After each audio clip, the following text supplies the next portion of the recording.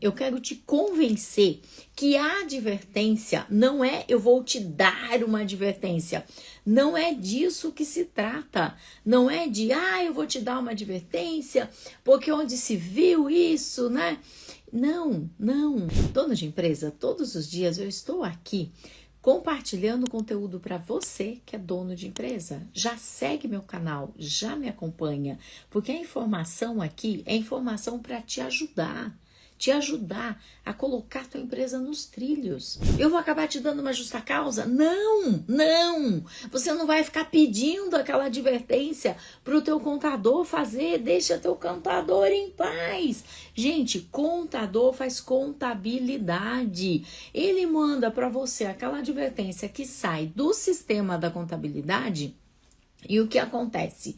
Aquela advertência, ela é uma advertência que chama a pessoa de Vossa Senhoria, Vossa Excelência, prezado Senhor. Gente, para!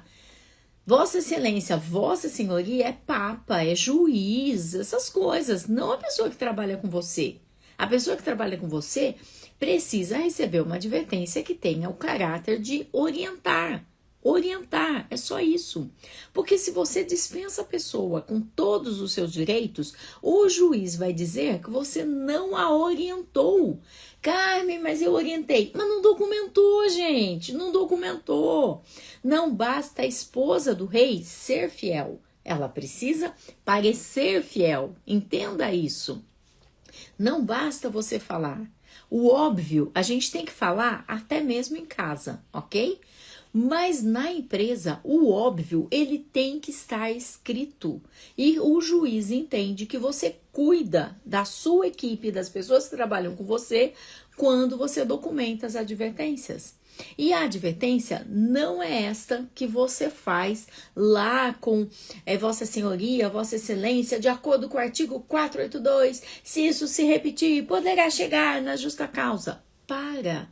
Isso vai chegar na mão do juiz e o juiz vai falar assim, dono de empresa, você já estava querendo aplicar uma justa causa, não é não? Olha aqui, seu dono de empresa, cada advertência você ameaçou o empregado. E aí o empregado ainda pede danos morais porque ele vivia sob ameaça. Faz sentido isso para você? Eu estou conseguindo te convencer a não usar esse modelo de advertência que sai do sistema da contabilidade. Não é o contador quem fez, é o sistema que oferece. No Brasil inteirinho é o mesmo sistema contábil. Por mais que ele use um sistema diferente, a contabilidade não deve fazer as advertências. É você quem faz. Carmen, mas eu não sei fazer. Jesus amado. Vamos parar com isso? Braço curto não, né? Braço curto quem tinha era o Horácio. Eu tô de verde, ó, para representar o Horácio e todos os seus braços curtos. Braços curtos quem tinha era o Horácio. Dono de empresa precisa fazer coisas que nunca fez. Mas eu vou te explicar agora como é que você faz para escrever uma advertência que funciona, ok? Prestem atenção que eu vou passar linha por linha de como funciona. Eu preciso que você entenda o mecanismo da advertência para você nunca mais errar. Não é este o modelo que vem pronto da contabilidade. A advertência é simples, você chama a pessoa pelo nome, ela tem um nome, ela não é Vossa Senhoria, ela não é Vossa Excelência, entende? A pessoa tem um nome e você deve chamá-la pelo nome. Fulano de tal está sendo advertido por... E aí você escreve o que ele fez. Não me vem com essa conversa de desídia, improbidade. Cara, ninguém sabe o que isso significa. Você sabe o que é improbidade? Você sabe o que é desídia? Você sabe explicar? Isso é genérico. Isso está lá no artigo 482. Isso é da justa causa. Não é da advertência. A advertência, se você tem a intenção de corrigir essa pessoa... Você vai trazer exatamente o que é que ela fez. Fulano de tal faltou no dia tal e não trouxe um documento que abone sua falta. A primeira linha é dedicada ao motivo da advertência. Fulano de tal chegou atrasado 56 minutos no dia tal e não tem um documento que abone sua seu atraso, no caso. Fulano de tal estava usando o celular particular durante o horário de trabalho, mesmo após ter assinado as regras do celular, que não deveria usar celular particular no trabalho, por exemplo. Percebe que eu não escrevi a palavra justificativa? O dono de empresa acaba cometendo erros pequenininhos, mas que depois geram uma confusão. Muitas vezes o dono de empresa usa o termo justificativa. Ah, ele não tem nenhuma justificativa. Não façam isto, por favor, não façam isto.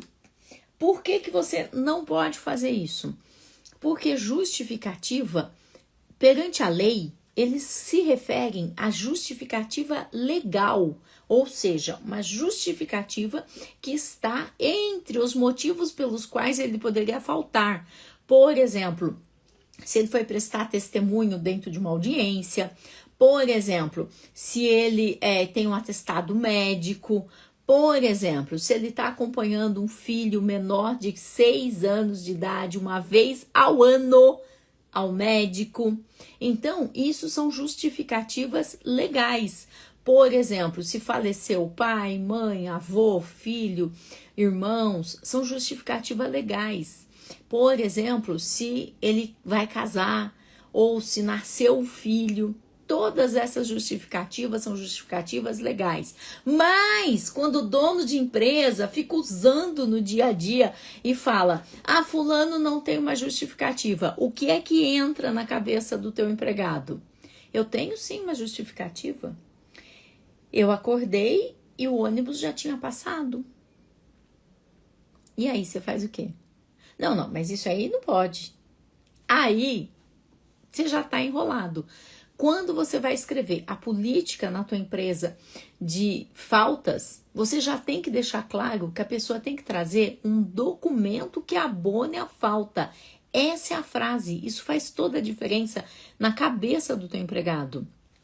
Porque se você fala um documento que justifique, ele fala assim, ah, eu acordei e precisei ir com o carro na oficina mecânica.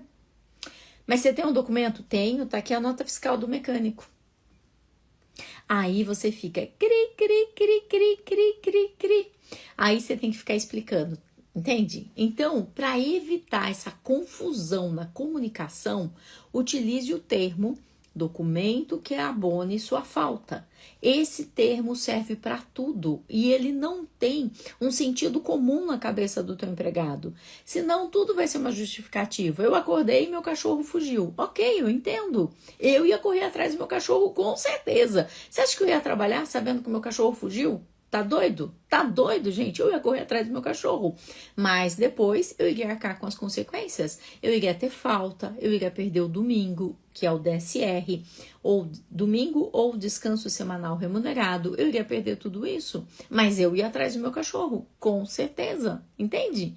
Acordei e minha mãe tá passando mal. Não vai abonar minha falta, mas eu vou avisar a empresa e eu vou atrás de cuidar da minha mãe, que infelizmente já faleceu ano passado, mas com certeza eu iria cuidar da minha mãe. E tá tudo bem. Para isso, a gente tem um recurso que se chama banco de horas, que você consegue avisar a empresa e usar o seu banco de horas. Mas não vai abonar a falta. Então, a advertência no primeiro parágrafo, você vai escrever exatamente o que aconteceu, sem contar a história. Não conte história em advertência, não conte história. O juiz diz que o dono está confundindo a cabeça do empregado. É simples, fulano de tal faltou no dia tal e não tem um documento que abone sua falta. Simples assim. Fulano de tal se atrasou 50 minutos no dia tal e não tem um documento que abone o seu atraso. Simples assim. Segundo parágrafo e o mais importante, prestem atenção no segundo parágrafo, que ele é ouro. O segundo parágrafo, você mostra para o juiz a consequência daquilo que aconteceu. E aí você tem que falar algo que seja verdadeiro. Então, no segundo parágrafo, você pode, por exemplo, trazer uma informação do tipo, ele faltou, por exemplo, né? E desta forma, com sua ausência, sobrecarregou toda a equipe. Pode ser verdade? E se for verdade, você escreve. E sobrecarregou toda a equipe é algo grave? E o juiz pensa, uau, essa pessoa realmente é um irresponsável, sobrecarrega as pessoas da equipe. Mas só se isso for verdade. Outra coisa que você pode trazer como consequência, e desta forma a loja ficou fechada. Desta forma, todos os empregados ficaram do lado de fora porque ele é quem possuía a chave da loja. E desta forma, os pedidos dos clientes se atrasaram. E desta forma, o segundo parágrafo, gente, é para consequência. Mas tem que ser uma consequência verdadeira. Tem que ser uma consequência real, entende? Tem que ser uma consequência real. E esse parágrafo é muito importante. Aí você dá um espaço e simplesmente você finaliza a tua advertência escrevendo. E isto não deve voltar a se repetir. Só isso. Sem ameaçar. Sendo claro, sendo direto, sendo dono. Você só precisa ser dono de empresa. Não é mãe, não é mãe. E você não deve ficar se atrasando porque você prejudica todo mundo. Não é mãe, gente, não é mãe. E isto não deve voltar a se repetir. Simples assim. Encerra a advertência, coloca a data que a advertência está sendo aplicada. Dono de empresa, todos os dias eu estou aqui compartilhando conteúdo para você que é dono de empresa. Já segue meu canal, já me acompanha, porque a informação aqui é informação para te ajudar a colocar tua empresa nos trilhos.